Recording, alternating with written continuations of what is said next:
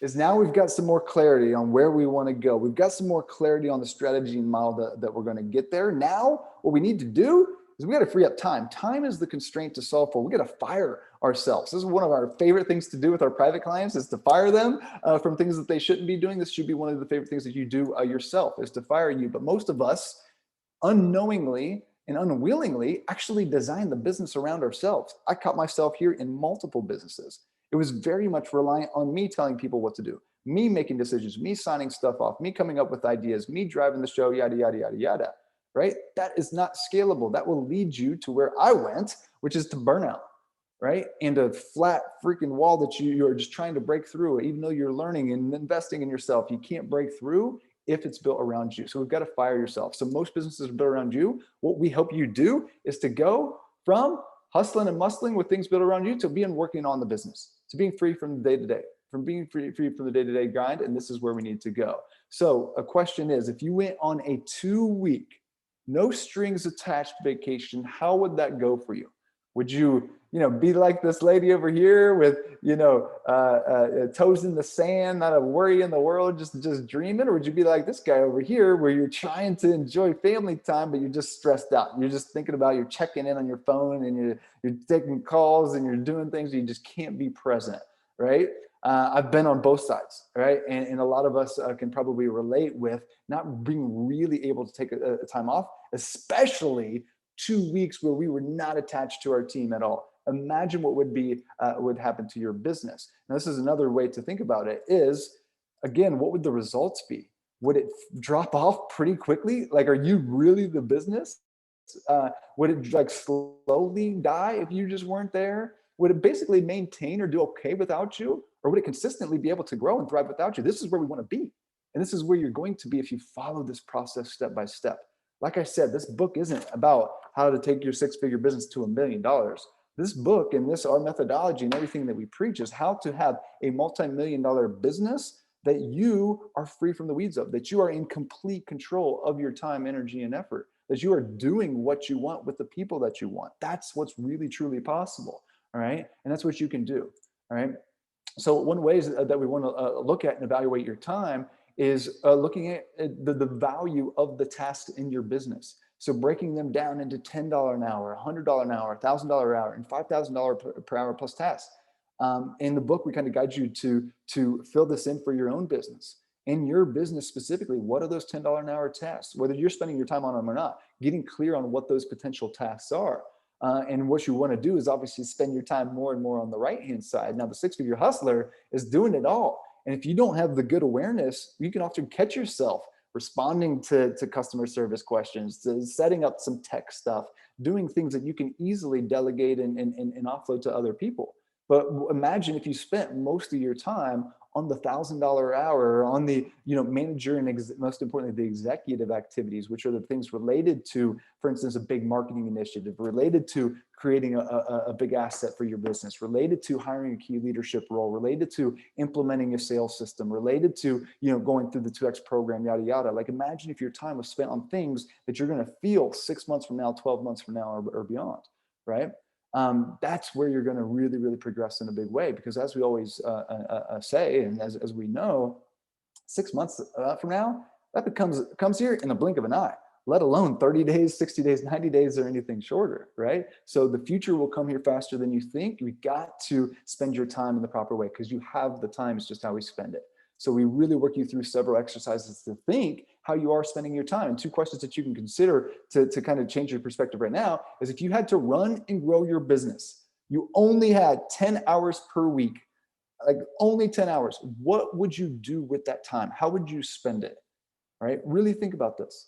And really think about what are those couple things that you would do. And then one of my favorite questions, our head of success, our head coach here at 2X, Tom Sylvester, always talks about this question. So he talks about what would need to be true. So let's frame this question in that way. If you had to run and grow your business on only 10 hours per week, what would need to be true?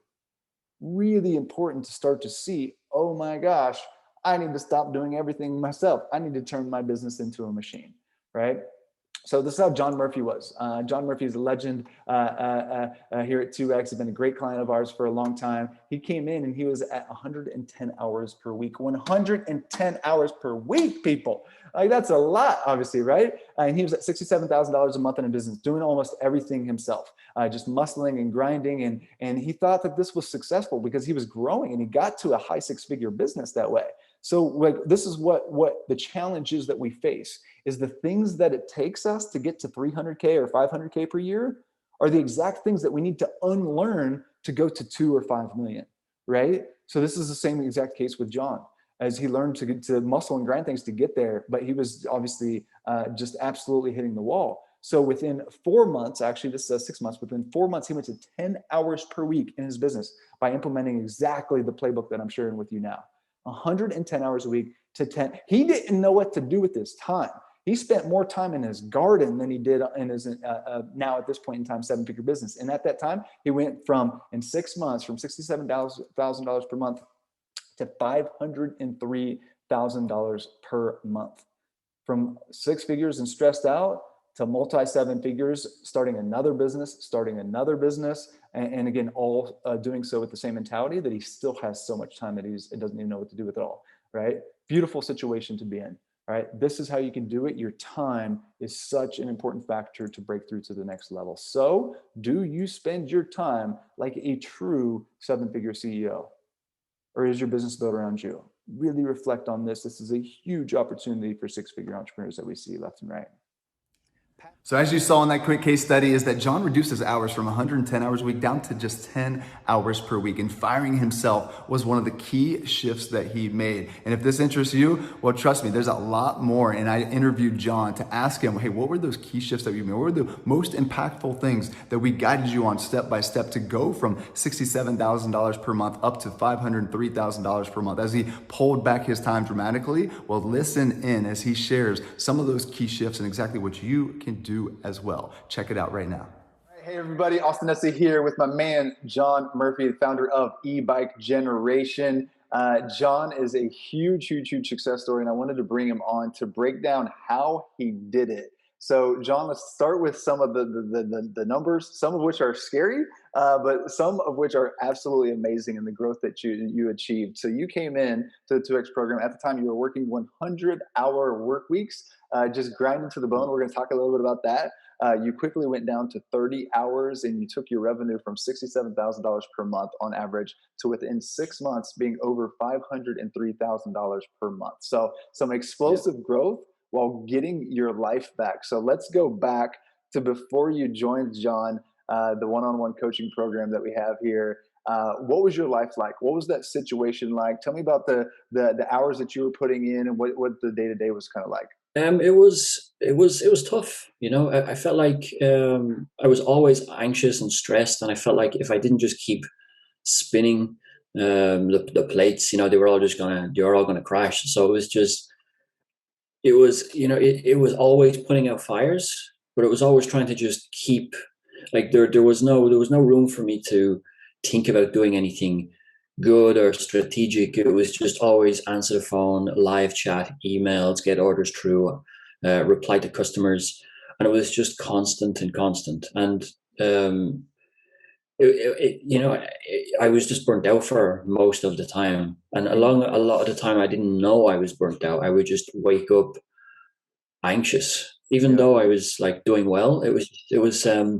It's weird. You don't know you're burnt out until somebody points it out, or until you like have a breakdown.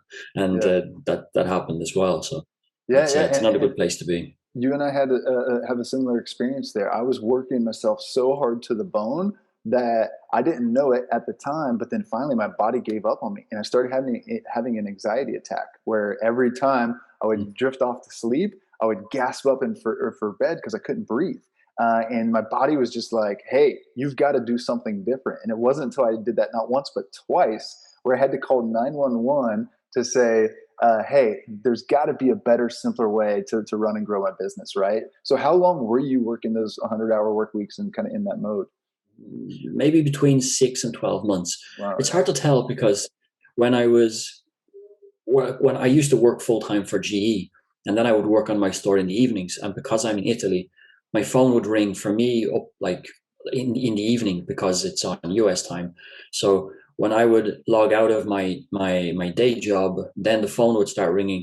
So I would just literally go until midnight or 1 a.m. until I fell asleep. But I wasn't working on my store the 100 hours a week. But I guess when I did finally quit my day job, I just filled all of those hours with the store work because I was used to working from 8 a.m. to midnight, and then I would just fall asleep. So I didn't quit the job and then have all of this free time. I just filled the time. Right, right. Or And that's busy the work. thing. I think that's the thing that we do is like we slowly build it to a point, and then you started to get traction, right? Like you started to grow, and as soon as we do that, we reinforce that we need to keep doing to keep growing. So it's like this hamster wheel that we put ourselves on because we're getting some good feedback, right? That our results are leading to something, and we're always going without changing. So what actually triggered you to say, "Hey, I've got to change"? Well, I remember very clearly actually because it was the moment I realized I was burnt out because Mm, the sales were doing really well, and I didn't understand why I was feeling stressed and weird. And one morning, for having breakfast, I was eating breakfast cereals with my wife, and I just started crying. And my wife was mm, like, why are you crying? And I was, I don't know. I don't know why I'm crying. Everything's fine. Everything's going really well. I should be grateful. right. And it was my wife that said, no, that's because you're burnt out. You have to take it easy. Mm, And that was just a big realization for me because I literally started crying into my breakfast cereal, wow. and I didn't even know why I was crying. So it was very, very bizarre. So So that's when I started. That I decided I needed help. yeah, for sure. And what did your wife think about your, excuse me, the hours that you were working and kind of the commitment that you're given to the business? Like, I'm sure you didn't have a good lifestyle at that point in time, right? No, but I mean, she was really supportive. Also because it was finally starting to get legs and it was doing really Mm, well. Um, and it was, but it was also, it was a bit much because it was just in the evening. So it was yeah, like for about a year, I didn't have a dinner with my wife without the phone ringing. And because every phone call I answered could be a potential sale, I never wanted to miss a yeah, phone call. I always wanted to answer the phone because, one or two sales a day by answering the phone was a big difference at the end of the month. So, like we rarely had dinner together. Like if I was cooking, the phone would ring and I'd have to run over to my PC, and then somebody could be hitting me up in live chat asking me something about like a mm. detail on one of the products, and it was a lot. So You you were know, you I'm, were I'm getting handling it. stressed just thinking about it.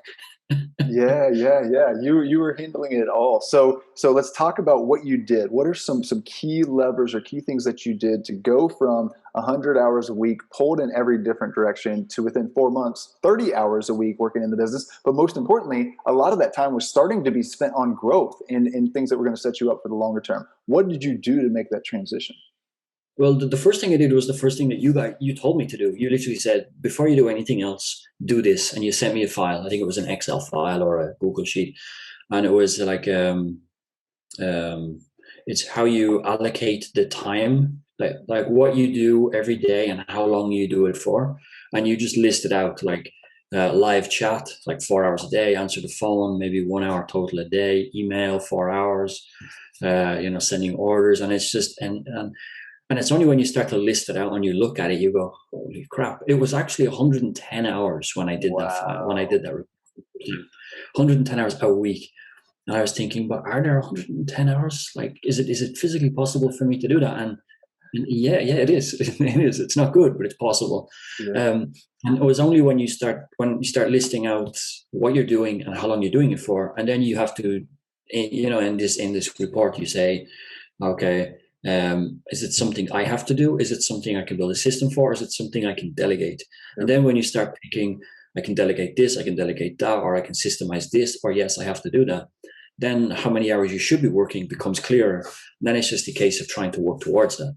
But the first step is just identifying it, because if you'd have asked me before I did the report how many hours of work, how many hours a day or a week you work, I would say I probably work about 4 hours a day because I work from home and I Yeah, don't do yeah. a lot.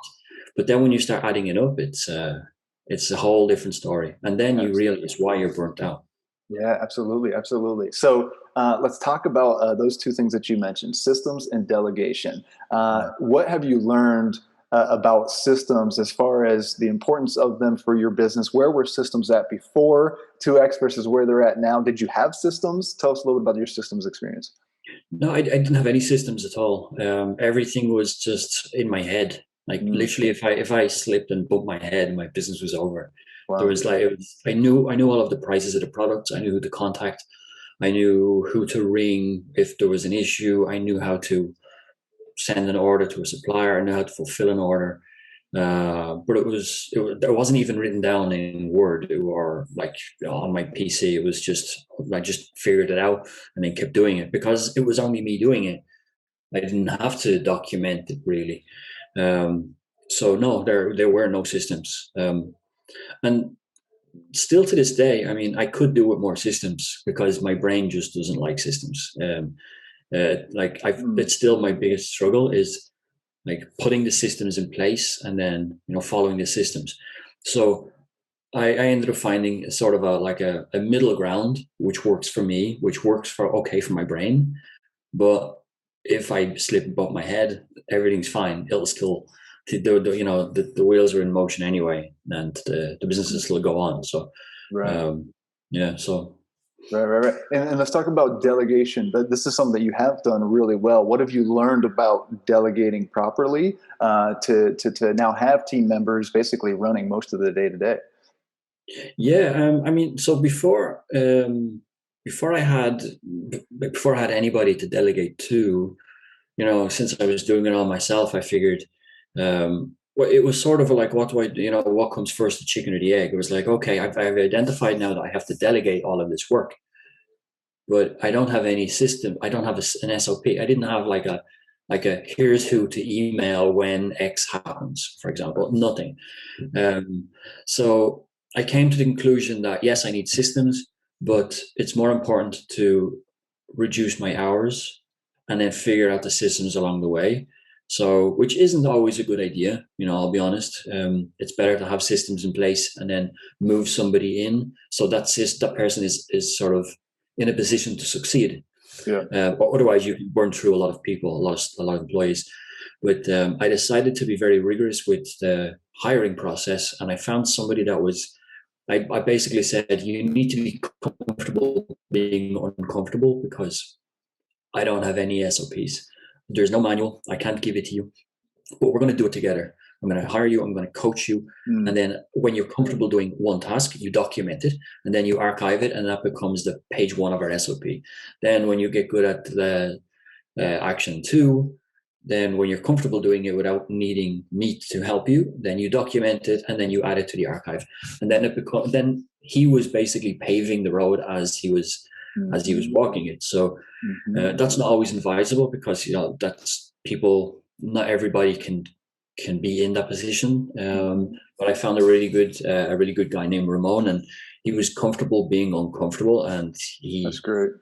and what was really good about that was when he was then independent and he could do all of the customer service stuff. That immediately cut out like 40 to 60 hours a week for me because now Mm, he was the one doing the 8 hours a day on customer service. yeah, And when we got busier and we needed a second customer service guy, guess who trained the second guy? he did. First guy.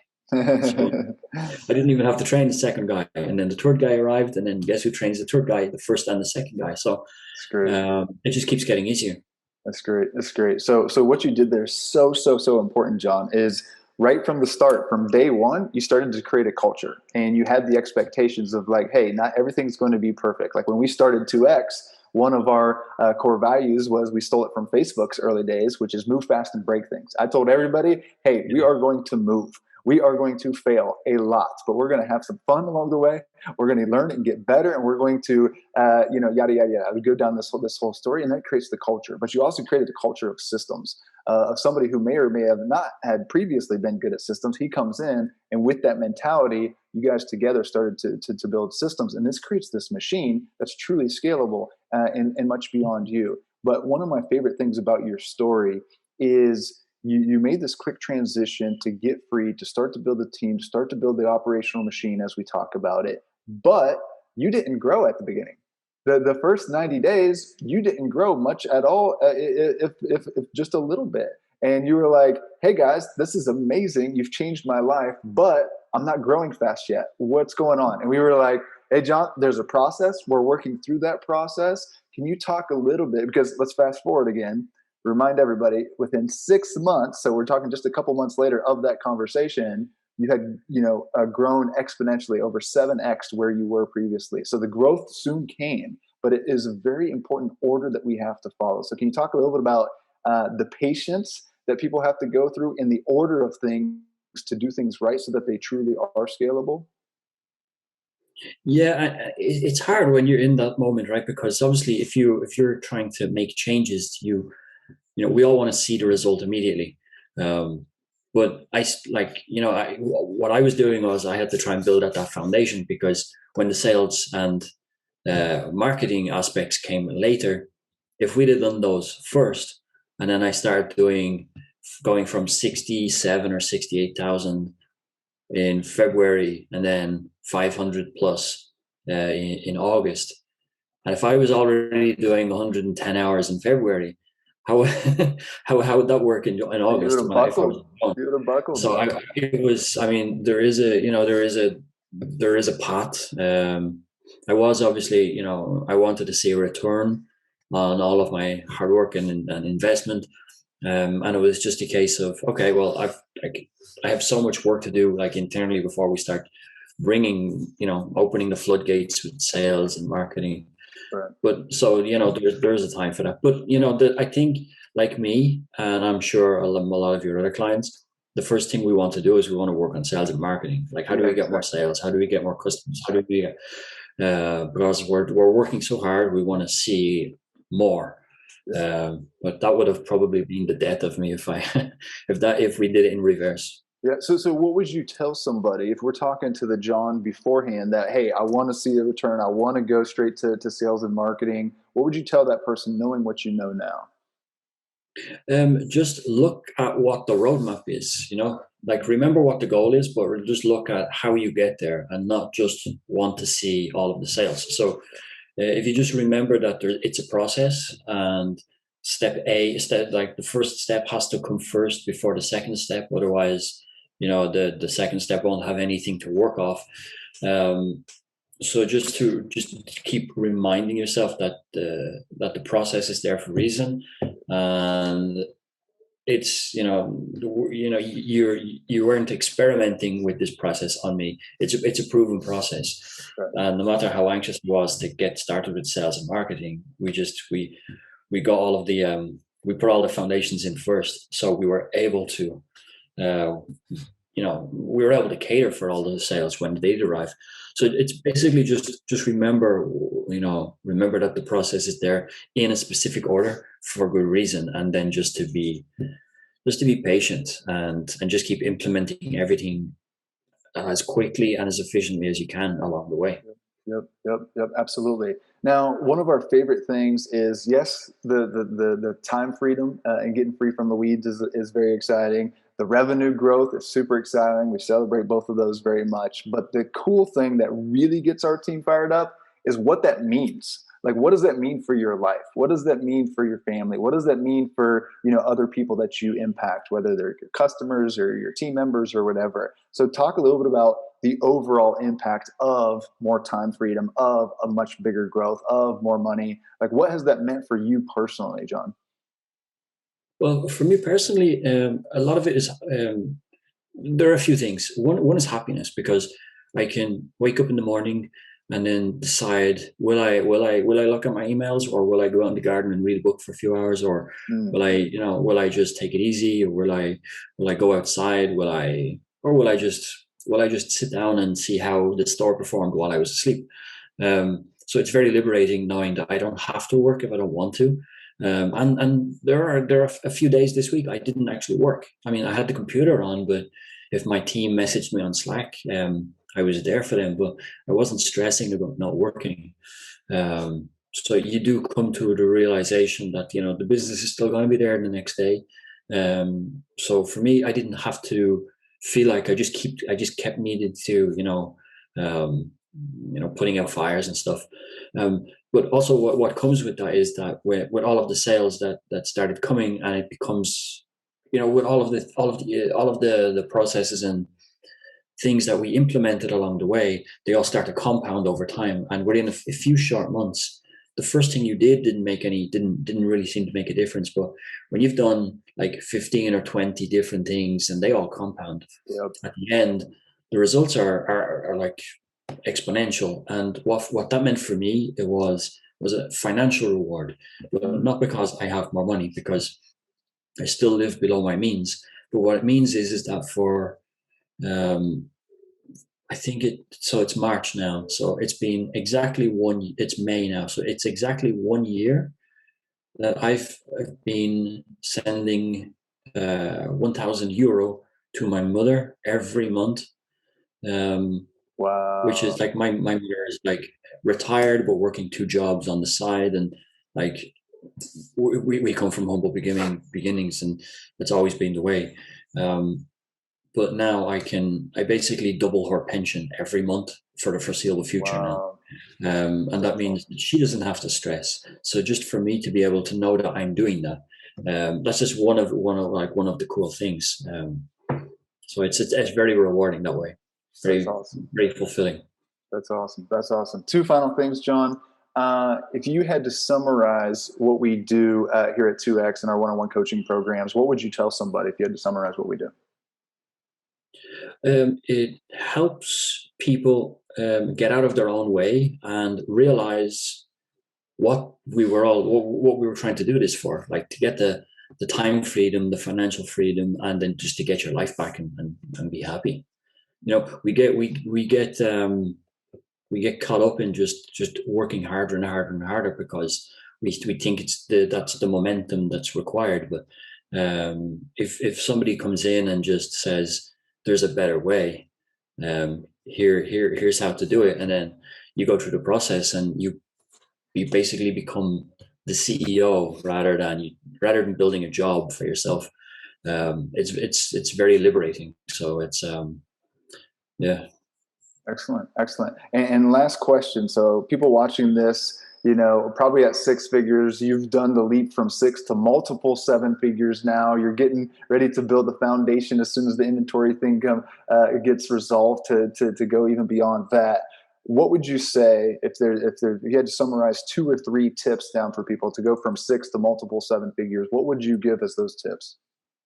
One would be to be coachable. Okay, being coachable is very, very important, because if you think if you have a preconceived idea of what won't work before you try it, a Mm. coach won't be able to help you, because the coach will be coming to tell you to do things that you're not already doing. Because if you're doing it already, then it's working to a certain point, but there's probably a lot more you can be doing. So to be coachable in an open-minded way, like if a coach comes at you and says, I think you should try X, Y, and Z, just try. I mean, what's the worst that can happen? So be coachable and be open-minded. And what I found was the most influential, most impactful thing for my progress was just implementing those things. Like every week, I'm on a coaching call, and we decide what we're going to do, and then the next morning, I just get it done. And I don't get on the next week's call and say I haven't done them. And just by doing that, the amount of action you can do in a few short months, like I did more in the first 90 days than I did in the previous 3 years in the business. Wow. And then the results came as a result of it. So being open-minded, being coachable, and just implementing everything that you agree that makes sense to try. If it doesn't work, then you just implement something else, but implement it. Yep, yep. And John, I have to give you a big shout out. You were an implementer to the T. I remember us having a one-on-one conversation. It was on a Friday, and uh, I gave you a bunch of things to do. I immediately went back to our team and said, "Hey, John is going to be our biggest success story in Slack." I told everybody that.